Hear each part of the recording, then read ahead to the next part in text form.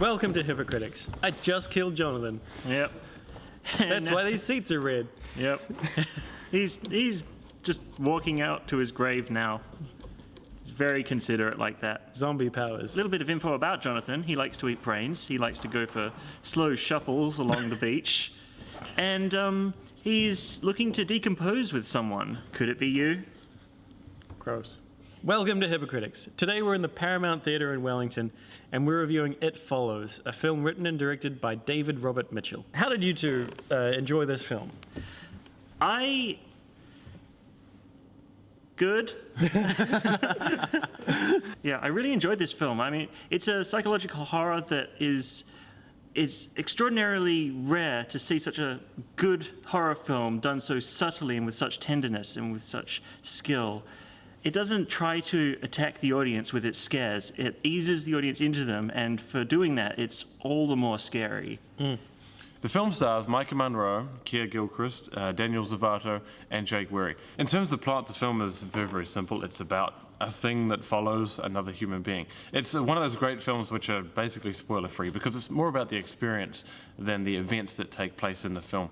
I personally found the first 20 minutes to be quite slow, but that's just something I don't generally appreciate the slow burn horrors. You know, starting from Poltergeist and all the way up to other slow burn horrors of the modern era, they all have that first 20 minutes at the start that's just, to me, very, very boring. It's all about building empathy with the characters, and I just don't really appreciate that. I like a little bit more going on in my films that I watch.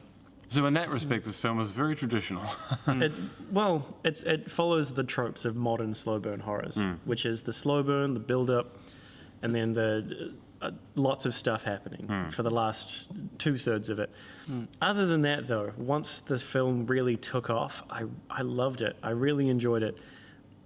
One of the things I really loved about this film, and I think it has a lot to do with how David Robert Mitchell directs and writes films, is how single-minded it is. Now, as you may have guessed already, the villain in this story is very, very single-minded.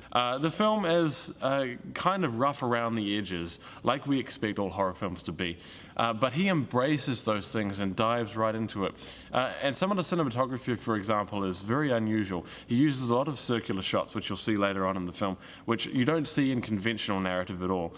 And it means that basically there are less cuts in the storyline, which means that there is a more natural flow of action, and the audience is connected to the reality of the film a lot more tightly. In the same way that the villain is persistent and single-minded, as you say, the cinematography follows suit. The cinematography actually is aligned with the perspective, not the literal visual perspective of the antagonist, but the conceptual perspective of the antagonist. The long takes lock you into that persistent sense of paranoia, and it imbues the film with a sense of inevitability in those shots, which is really powerful. It's also really unusual for a film to eschew the common stylistic traits of modern horror or even classical horror, and to reach for something unique in its form. So we're going to move on to our rating system now. I tend to focus on directing, cinematography, and the writing. All three of them are very solid in this film.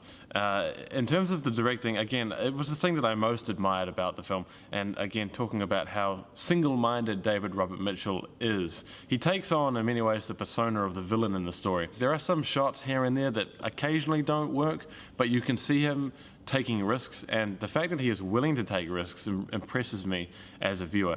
Again, he also writes the story. It's thinly written, but in the best possible way. Usually thinly written it's got a bad connotation. It's written appropriately for horror. It won't be nominated for an Academy Award, but that's not really the point. The cinematography I really liked because although it didn't always work, it wasn't always successful, again, there were that element of risk being taken by the director and a cinematographer. It worked most of the time, enough that the film is really, really frightening in some aspects. So for directing, I'm going to give it a 4 out of 5. The writing is a 3.5 out of 5 for me, and the cinematography is a 3.5 out of 5 as well. It's just a very, very good film overall. There are some risks taken, as I say, that may not have worked, but overall, David Robert Mitchell sticks to his vision and gets it right. For me, I'm going to give this film a pass across the board. Writing, directing, editing, casting, and cinematography all get a pass. The writing I thought was really impressive with the dialogue. It felt really natural, and that's incredibly difficult to achieve, especially for a film that relies so much on conversation. The cinematography I really enjoyed. At first, I was just really confused and thrown off by the circular cinematography, but at the end I came to appreciate it. And once more, the most important rating I can give it, should you watch it? Absolutely. Anyone who enjoys horror films is probably going to enjoy this film. It's really well cast, presented, and acted, and I'm going to recommend it to everyone I know. Yeah, I really appreciated how much tenderness and subtlety David Robert Mitchell brought to this film. I saw his previous film, his first film, The Myth of the American Sleepover, years ago, and I didn't much care for it aside from the tone. And that is the strongest thing he brings forward into It Follows, and he adds on this whole other layer of compelling narrative and superb style. It's such a strong and scary film, but not in a cliche or cheesy kind of way. It's really evocative and really worth watching. So there you have it. We all really enjoyed this film, and we hope you check it out in your local theatre. And if any of you watching are living in Wellington or planning to visit, come down to the Paramount Cinema and watch the film. It Follows will be playing here for at least the next 4 weeks. Thanks for watching Hypocritics.